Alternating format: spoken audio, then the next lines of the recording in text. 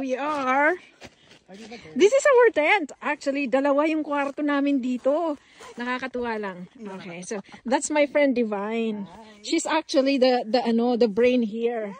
She likes camping. Nakikihits lang ako dito sa kanya. So, there you go. May division pa ang aming tent dito, di ba? May privacy talaga kami. Oh. And of course, ito yung aming sasakyan na pinunta namin dito. Tsaka yung bed natin sa Airbnb, di ba? Right. O, di ba ang saya lang. O, halina kayo. Tayo na yung mag-camp. Kuryente. Saksakan to. Para doon may ilaw kami. And dito naman sa tabi ng tent namin, nandito yung parang washroom. Dito kami magsa-shower. O, di ba? Ang ganda lang. At sa gabi, masyadong malamig dito. Kaya pwede na rin ditong umihi. Ganyan siya. Yan. Ganon. Ayan yung parang timba. Ganon.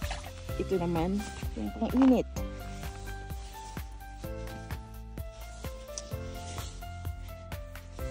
Ayun yung kuhanan ng tubig. Ayan. And then basurahan. Ano yung washroom. May playground din doon. And then sa tabi namin, ito na. Parang ng ayan, gubat. Yan ang aming tent. Malaki yan. May division pa yan.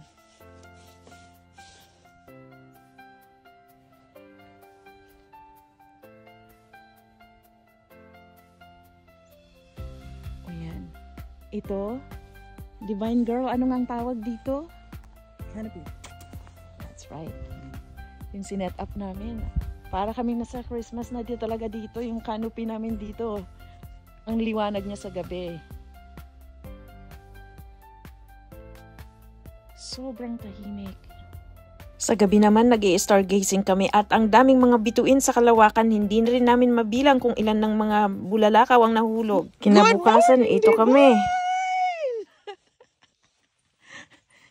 Ayan, anong ginagawa mo, girl? Coffee and tea. O, diba? Ang ganda ng aming initan. Nakikiamin ako actually sa kanya to lahat. Ang ganda, oh. And look at the view. Yung fog. Para siyang, usok sa may lake. Tapos, ang mga damo ay basang-basa dahil sa hamog. That's how it is. Kagabi, kahit ang aking sleeping bag ay 0 degrees, pwede yun. Nagsuot pa rin ako ng snow pants para lang ako makacheck na hindi ako lamigin sa gabi kasi sobrang lamig dito. Siya nga po pala, ito yung buong video. Ito naman yung sa part 1 kung interesado kayong panoorin.